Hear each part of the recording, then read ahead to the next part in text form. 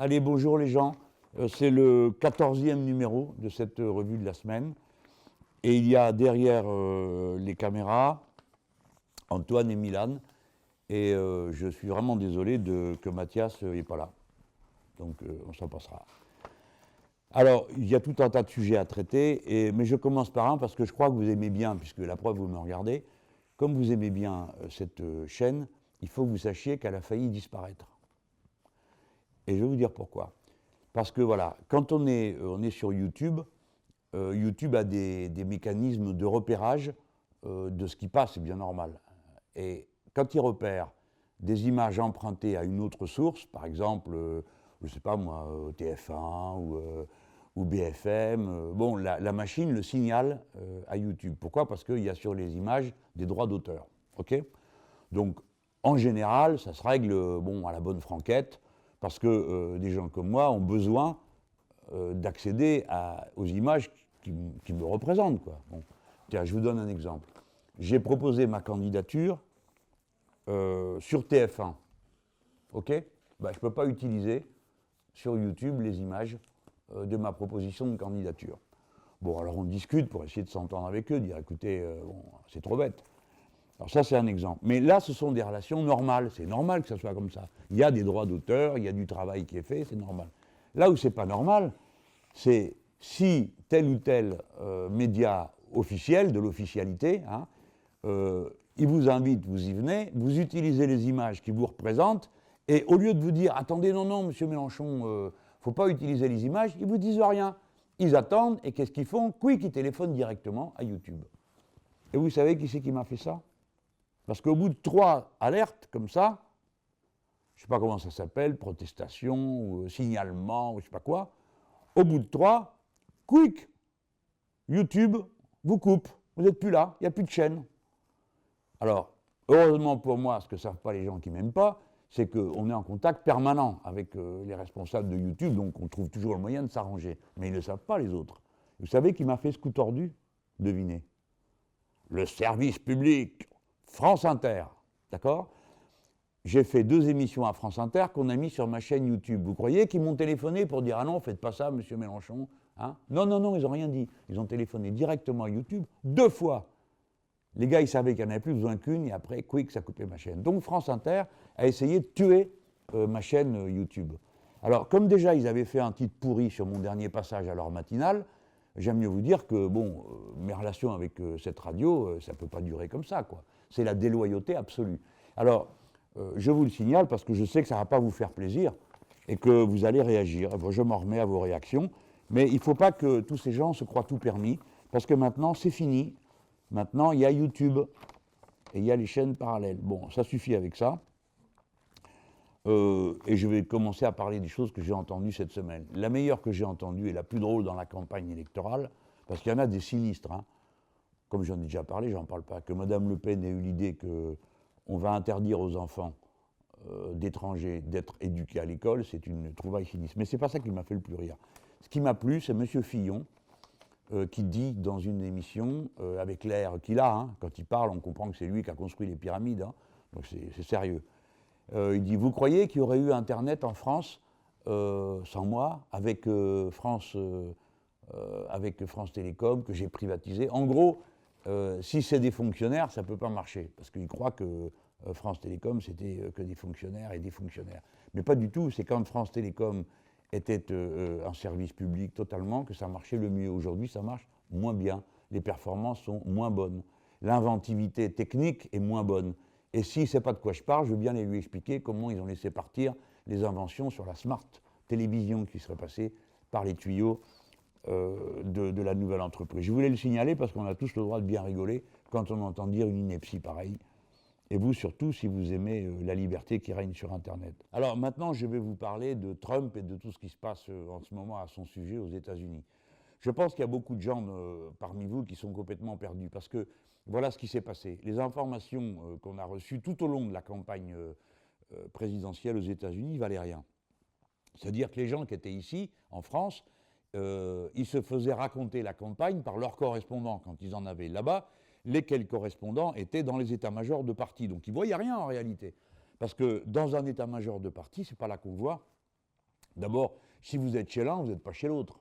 Donc vous ne savez pas ce qui se passe dans le pays en général. Donc on a vendu pendant des semaines que Mme Clinton, c'était formidable, et que bon, tous les gens intelligents étaient pour elle, et puis que M. Trump, c'est une grosse brute, ce qui est vrai, sexiste, ce qui est vrai, souvent raciste, c'est vrai aussi.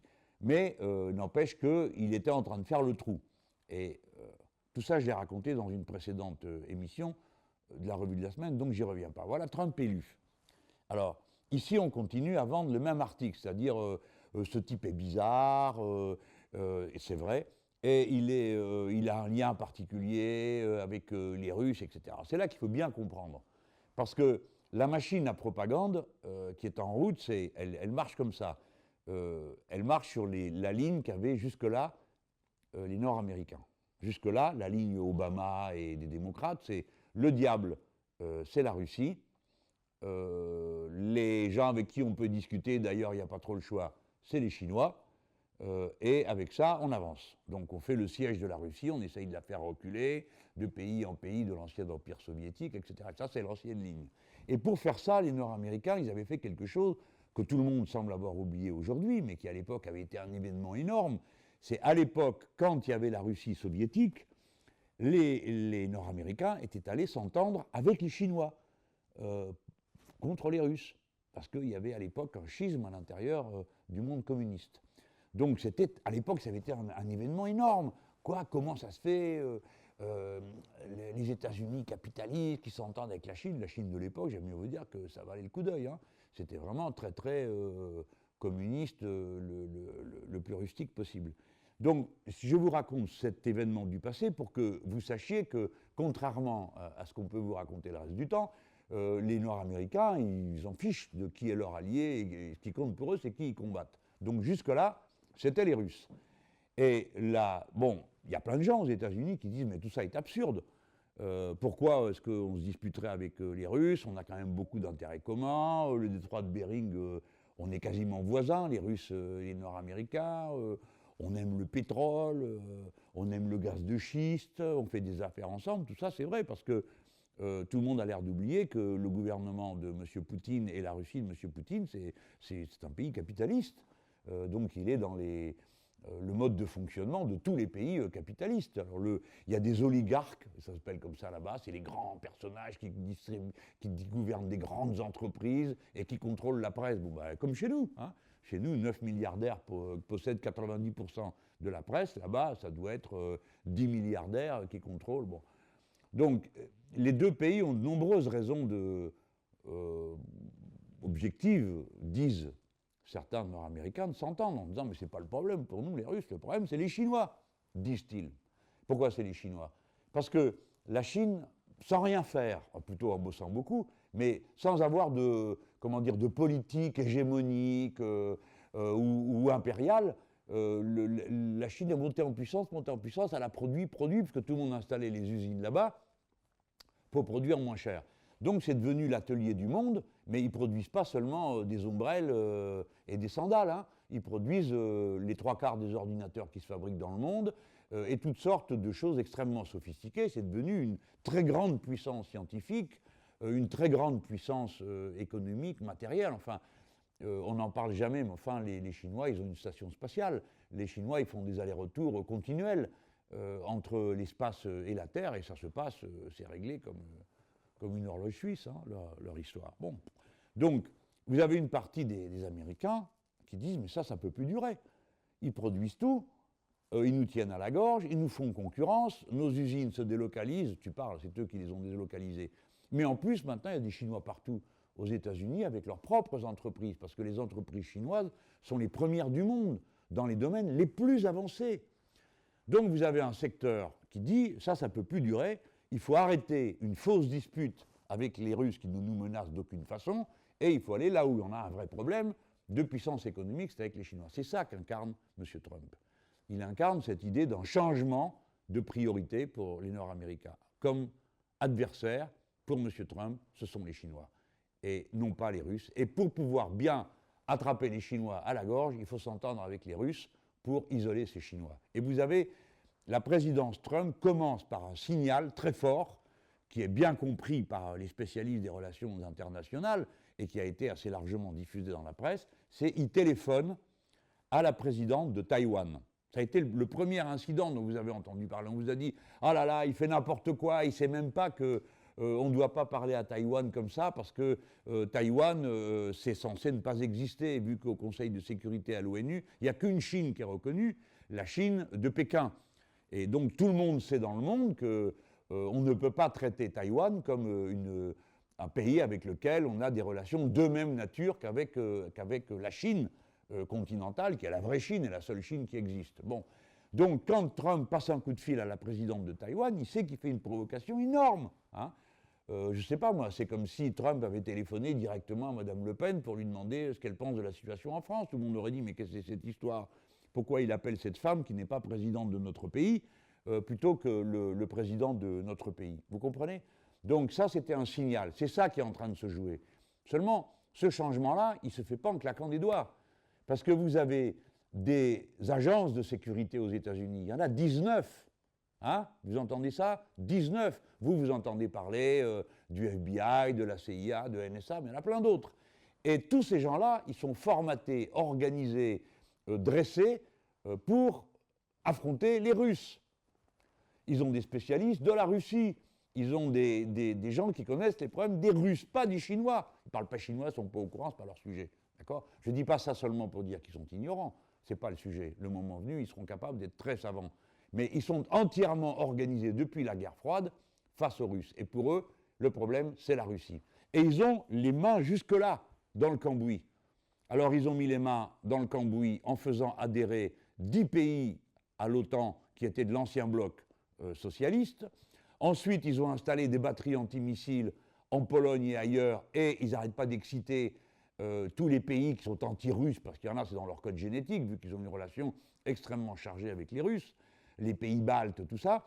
Et ils ont avancé, et ils ont déstabilisé l'Ukraine, et ils y ont quasiment installé non seulement des nazis au pouvoir, mais surtout des gens qui ne se cachent même pas de ce qu'ils sont. Par exemple, la ministre des Finances, hein, la veille, elle était américaine, le lendemain, elle avait la nationalité ukrainienne, et le surlendemain, elle était ministre, c'est vous dire, des Finances.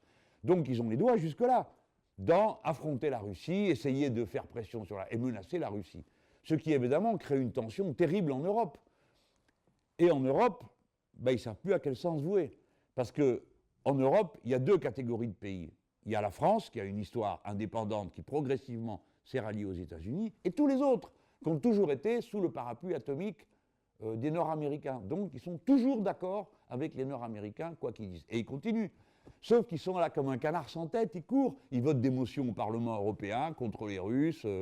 C'est tout juste, ils ne proposent pas de faire la guerre, mais presque. Ils proposent de faire une armée européenne, une défense européenne. On ne sait pas pour se défendre de qui, parce que c'est entièrement tourné vers les Russes qui ne nous menacent d'aucune manière. Bon. Quand vous dites ça, ce que je suis en train de vous dire, en général, ça donne pour résultat que tous les automates et les prompteurs écrits ou oraux, hein, dès que vous dites que les Russes ne sont pas des ennemis, vous, évidemment, ça veut dire que Poutine est votre meilleur ami, que vous allez passer les vacances en camping avec lui, etc., etc., etc. Ce qu'on m'a fait pendant des semaines et des semaines et des semaines. Mais si on veut réfléchir sans être aligné, c'est-à-dire dès que les États-Unis ont dit quelque chose, on est d'accord avec eux, ou bien dès que les Russes disent quelque chose, on est d'accord avec eux, si on réfléchit comme je le fais en non aligné, on doit se rendre compte de tout ça. Parce que nous, il faut qu'on tire notre épingle du jeu là-dedans. Pour faire quoi? Parce que nous, on ne veut pas de la guerre chez nous. On ne veut pas de la guerre chez nous. Et ce qu'ils sont en train de préparer, eh ben, c'est la montée en puissance vers la guerre. Pendant que M. Trump est en train de leur dire maintenant on s'occupe des Chinois, pendant ce temps-là, ils ont débarqué des chars et des troupes américaines en Europe. Ce n'est pas des troupes chinoises qui sont en Europe ou des troupes russes qui seraient entrées sur le territoire d'un des pays membres de l'Union européenne. Ce sont des Nord-Américains avec leur matériel de guerre. Hein? Alors celui-là, on le trouve très beau, très bien. Donc c'est ça qui joue en ce moment. C'est très dangereux. Parce que comme les agences de sécurité nord-américaines sont en train de se tirer les cheveux avec le président qui vient d'être élu, il y a un côté, vous savez, très malsain à cette situation. Le gars vient d'être élu et il est mis en cause par les services de sécurité de son propre pays.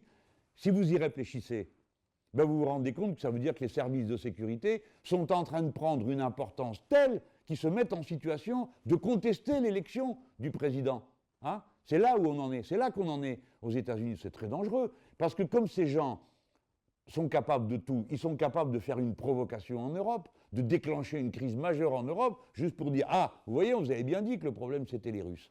Donc, nous vivons un moment dangereux, et je voulais donner à ceux qui m'écoutent des clés de compréhension de cette situation pour que vous voyez, vous mesuriez le risque qui est en train de s'accumuler, qui est un événement qui dégénère en Europe et qui nous conduise à quelque chose dont on ne veut pas. Moi, j'aurais fait mon travail, j'ai analysé, j'ai dit, j'explique. C'est loin du Disneyland qu'on vous sert d'habitude. Et maintenant que vous avez ces clés, peut-être que vous analyserez un peu comme moi et vous regarderez en étant vigilant, prudent et en expliquant autour de vous ce qui est en train de se passer. Je ne peux pas terminer sans parler de quelque chose qui m'a bien remué.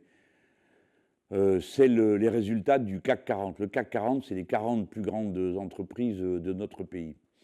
Là, ils sont arrivés à un record de distribution de dividendes. Le dividende, c'est la somme qu'on verse à chaque personne qui possède une action ou des actions. Souvent, ils en possèdent des paquets.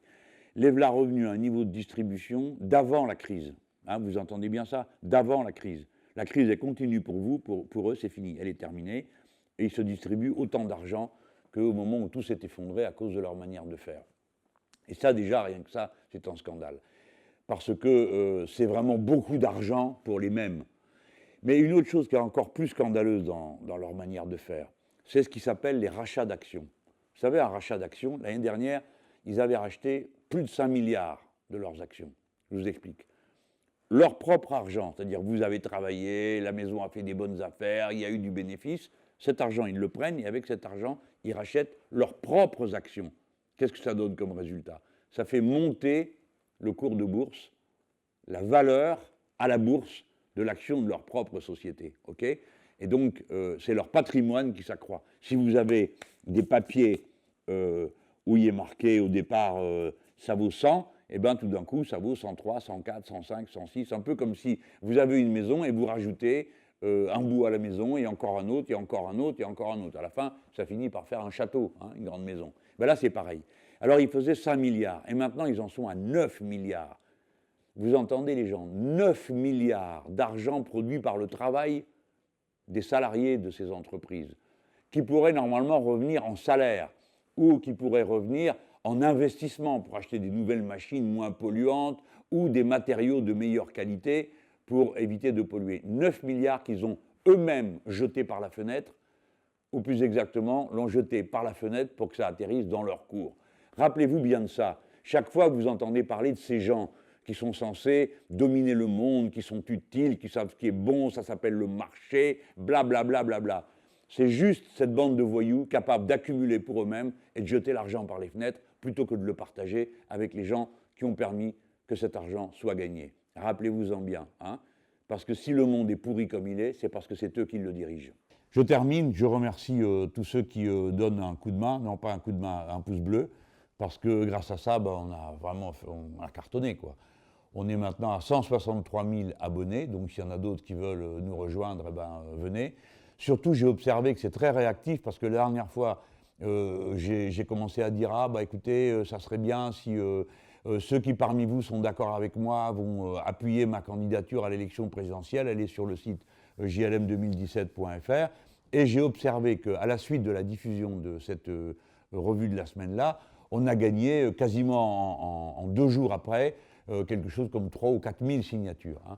Donc je vous remercie tous parce que je vois, si vous voulez, moi je parle à une caméra, hein, j'en entends parler, je vois bien les commentaires que vous me mettez, mais la manière pour moi de savoir qu'il y a vraiment des gens vivants de l'autre côté, c'est les petits pouces bleus, c'est les abonnements, c'est le fait que les gens qui apprécient ce que je dis à un moment donné, répondent à un appel. Alors à tout le monde, merci et puis abonnez-vous.